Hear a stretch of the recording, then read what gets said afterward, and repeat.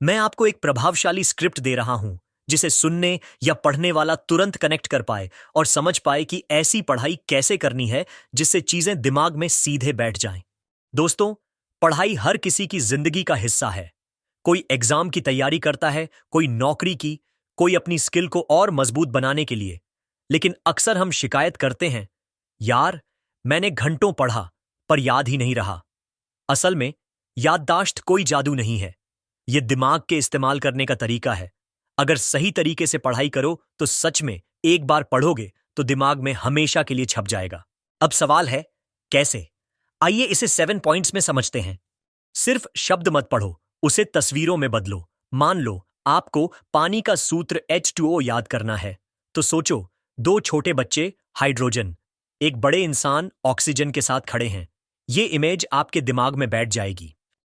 जब आप जोर से पढ़ते हो तो दिमाग 2 बार जानकारी लेता है, एक बार आंखों से, दूसरी बार कानों से सुनकर। इससे जानकारी जल्दी दिमाग में बैठ जाती है। जो भी पढ़ा है उसे तुरंत किसी को समझाने की कोशिश करो। अगर कोई सुनने वाला ना मिले तो शीशे में खड़े होकर खुद को पढ़ाओ। याद रखो, सीखने का सबसे तेज तरीका है सिखाना। पूरी किताब निगलने की कोशिश मत करो। जो भी बड़ा चैप्टर है उसे छोटे छोटे हिस्सों में बांट लो। छोटे हिस्से दिमाग पर बोझ नहीं डालते और तुरंत याद हो जाते हैं। दिमाग वही चीज सबसे जल्दी पकड़ता है जिसमें भावना हो। किसी थ्योरी को पढ़ते वक्त उसमें कहानी, हंसी या ड्रामा डालो। जैसे, अगर हिस्ट्री का चैप्टर बोरिंग लगे तो इमेजिन करो कि आप वहीं खड़े हो, लड़ाई देख रहे हो, राजा की आवाज सुन रहे हो। बस दिमाग में तस्वीर बैठ जाएगी।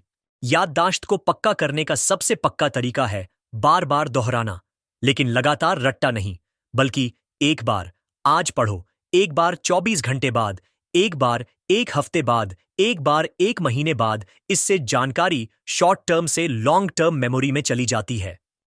अगर पढ़ते समय आपका मन बिखरा हुआ है, कभी मोबाइल, कभी सोच, कभी टेंशन, तो कितना भी पढ़ लो, याद नहीं होगा। इसलिए 25-30 मिनट का फोकस्ड सेशन रखो। छोटा छोटा लेकिन गहरा ध्यान, यही आपकी याददाश्त को सुपर पावर देगा। अगर आप इन तरीकों को अपनाते हो तो सच में एक बार पढ़ोगे और दिमाग में हमेशा के लिए छप जाएगा। फर्क सिर्फ इतना है कि पढ़ाई को बोझ मत मानो, उसे खेल बना लो। तस्वीरों, कहानियों, जोर से पढ़ने और दोहराने की आदत डाल लो।